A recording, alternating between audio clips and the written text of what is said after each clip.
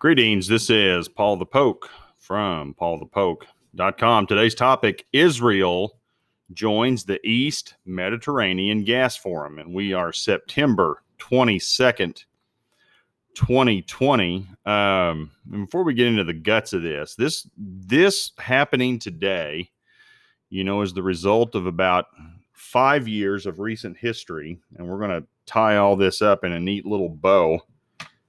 And you can really see prophecy coming into focus with the goings on in the Mediterranean over natural resources, specifically natural gas, and which takes us to today. Israel has become a member of the East Mediterranean Gas Forum, EMGF, and this virtual conference was hosted in Cairo, Egypt. Now, ultimately, this company that's going to distribute a lot of the gas is going to be Egyptian. Current members of the gas forum include Egypt, Jordan, Greece, Cyprus, Italy, and the Palestinian Authority has been included on this. So, here they are. We don't want peace. We don't want peace. They're being included on a money grab here by nothing they've done, but they're being assisted. And they'll probably protest this. Oh, we don't want the money, whatever. They've turned down $50 billion a couple of other times from some of their other Arab neighbors. But anyway, the goal of this group, and that group is the East Mediterranean Gas Forum, is to supply Europe with 10% of its natural gas needs. So they're looking to become a major player exporting natural gas to Europe. Of note, France wants to be a member of the forum. And I think France, specifically Macron, merits investigation and watching. I know some people are thinking, oh, he may be the Antichrist. He may be. I don't know. I would lean toward no. We're not going to know who that guy is. But he's clearly wanting to get engaged in Middle East politics. He's got ships in the eastern part of the Mediterranean. He's sparring verbally with Turkey and with Erdogan. And he's also moved into Lebanon. Of course, they used to have a stronghold or a foot in the door in Lebanon, and they're trying to help Lebanon after the massive explosion in the port in Beirut. So France is getting involved. Macron's getting involved, president of France. Of note, again, the European Union and the United States are observers. And I think that is interesting in light of Ezekiel 38. We're going to take a look at those verses a little bit later, just the idea that they are, quote, observers. And here's a quote from the EMGF. Contribute to advancing regional stability and prosperity, creating an environment of trust, prosperity, stability, and neighborly relations through regional energy cooperation. So y'all can join the party if you want to fit this bill. And for the specifics, click on this link provided, timesofisrael.com. Israel joins new regional forum in hope of selling gas to Europe. And they're going to distribute that gas through the East Med pipeline. And this pipeline is estimated to cost $8 billion with a B and will deliver up to 12 billion with a B cubic meters of gas annually to Europe. And the East Med will be the deepest undersea pipeline.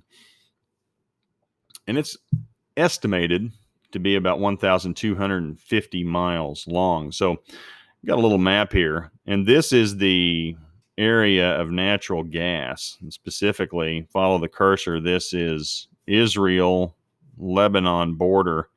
So they have two big natural gas fields, the Leviathan and the Tekmor gas fields. And so Israel wants to distribute this natural gas to Cyprus.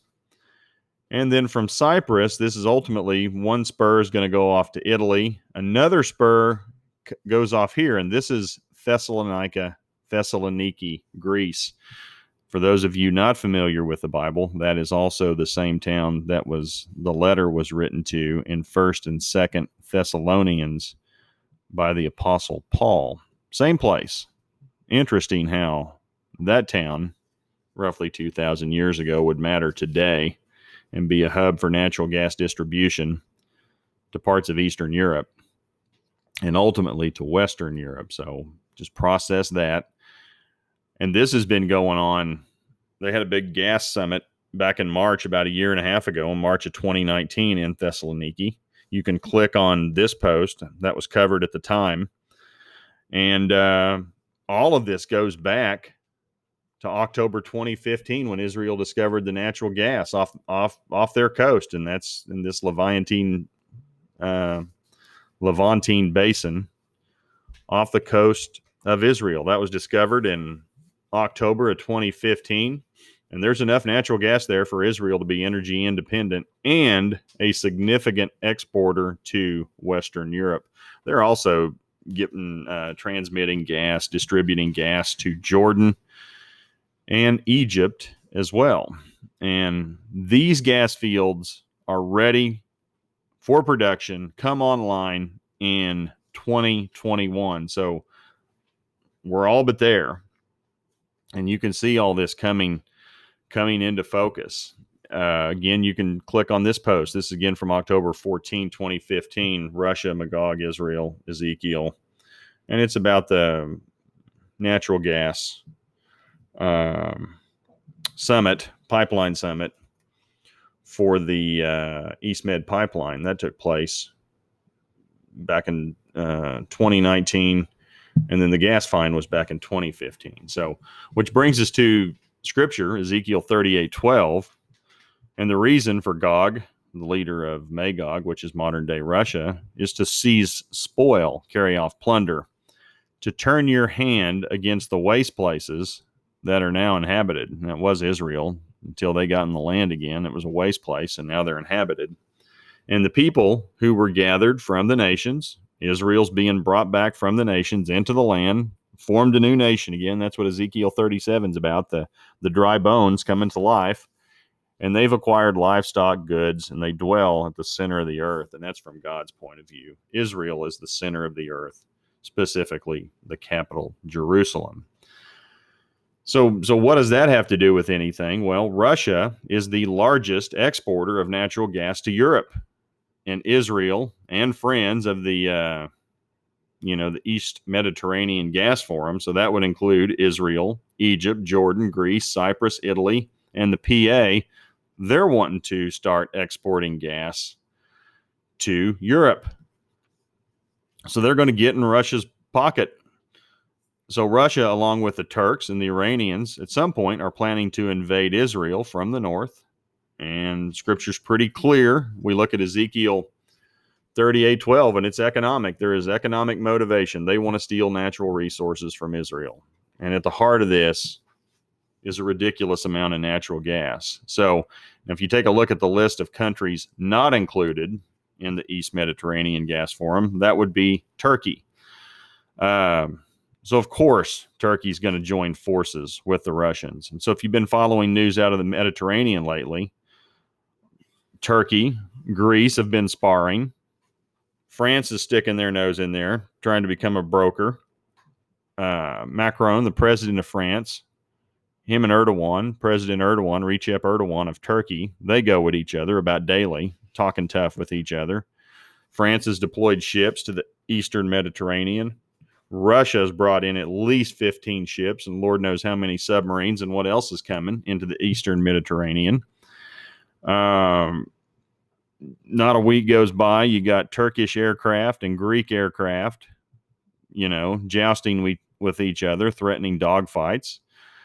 So Turkey and Russia, they stand to lose economically because of the EMGF. And ultimately, you're going to see these countries align and go get ready to scrap because of economic reasons, just who's with who.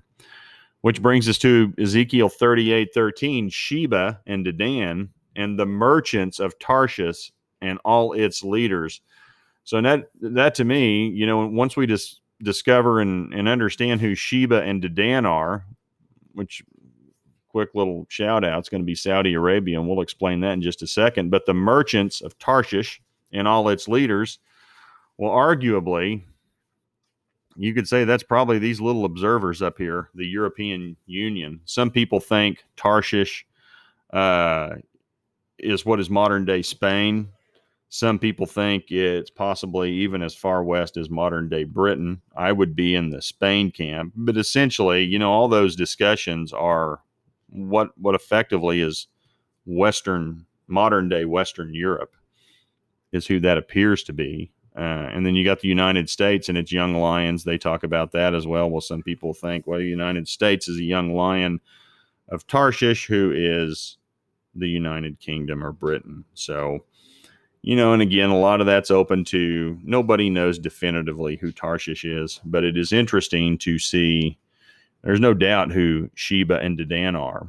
And so Sheba, Dedan, the merchants of Tarshish and its leaders, have you come to see spoil? Have you assembled your hosts to carry off plunder, to carry away silver and gold, to take away livestock and goods, to seize great spoil? And so that's the question they have of Magog and friends. So Russia, Iran, Turkey, Libya, arguably the Sudan, Ethiopia, somewhere along this western shoreline of the Red Sea.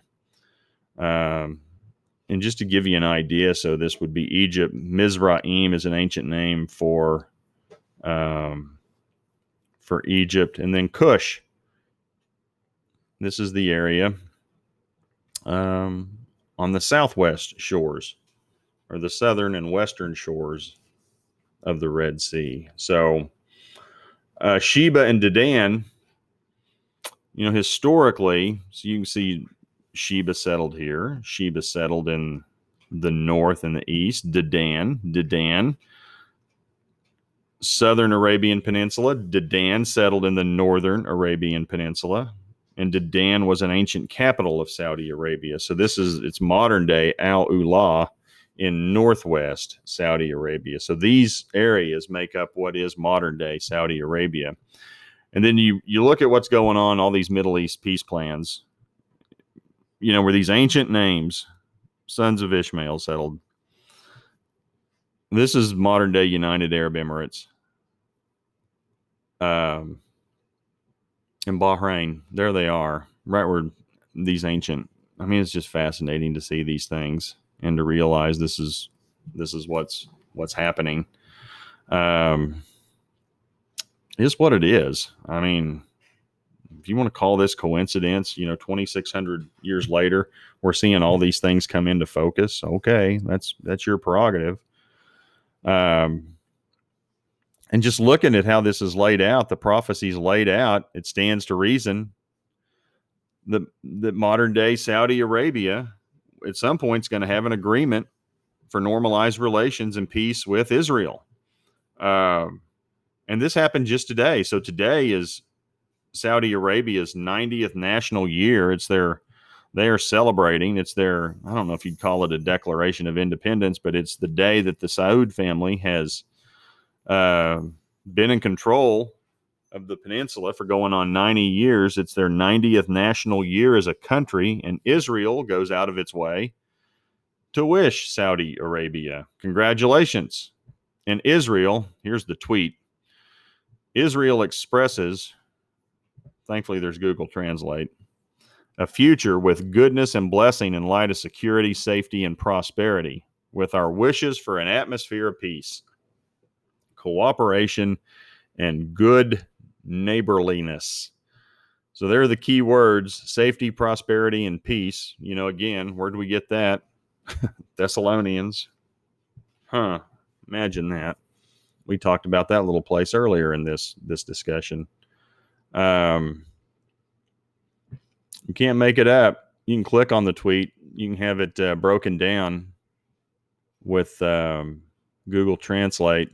But I tell you, the interesting thing, too, was to follow along and seeing the responses to this tweet. And there were plenty of Arab folks, or plenty of folks from Saudi Arabia with their flags wishing peaceful relations. And they had, interlocking hands, one hand with the Israeli flag, another hand with the Saudi Arabia flag, and then they'd have like a little dove in between them. So there were plenty of people who are looking for peace between the two countries. And some people think it's just a matter of time that the Saudis and the Israelis make a formal announcement for normalization of relations and a peace accord between those two. And we know it's coming. It's just a matter of how many. There are 5 right now. Well, 4, excuse me. So you have Egypt, Jordan, Bahrain, and the UAE, United Arab Emirates. And there are several others. Trump says up to 9. Now, who knows how many that is. But I've seen anywhere from 5 to 9, depending on who you talk to. So interesting times. I mean, this whole thing, you can just see all of these things coming into focus. Appears to be getting closer. Definite motive on behalf of the Russians and friends to want to invade Israel, and it's going to be for economic purposes. So you'd like to think that they're going to get this thing up and running. They're going to be distributing gas. Makes no sense to take something that's not, the infrastructure is not in place. It's like, wait till it's built and it's up and running, then we'll go steal it. You know, that seems reasonable. Why would you want to steal something and then have to build it and spend billions of dollars? Let somebody else have that expense and then go take it over. I mean, that's, to me, what a good dictator would do. Not that they need any encouragement from me, but seems reasonable. But if you're interested in this, please feel free to share with others. PaulthePoke.com. You can sign up right here. Click on the blue box. Sometimes there's a gray box. Type in your email address. We'll send something out every time we post something. News flow is pretty heavy. We're in the midst of the fall feasts. I suspect other things are going to happen. Happens every appointment time in the spring and in the fall. We got Yom Kippur coming up in about a week. So something usually happens on that date. And then we have Tabernacles 4 days later on the full moon. Something usually happens then. So, and this will be categorized under PaulthePoke, Ezekiel 38:39. We also included Saudi Arabia, Sheba, Dedan, and trend update. So, and again, might want to check out the Twitter feed. There are so many things happening. Again, just cherry picking the big things. Got some guy in Russia claiming to be Jesus. He got arrested. Vladimir's not putting up with that. So you can click on that. Mel Gibson's wanting to do a follow-up to the Passion of the Christ. Going to call it Resurrection. Article on that from the New York Post. Big explosions coming out of Lebanon. That whole place just continues to blow up. Who knows what's going on there? I can't remember what this one was. That's this post. Sorry about that. At any rate, check it out. We got a lot of stuff going on. Been doing this for 10 plus years. Appreciate you guys following along. Take it easy. Have a good one. Bye.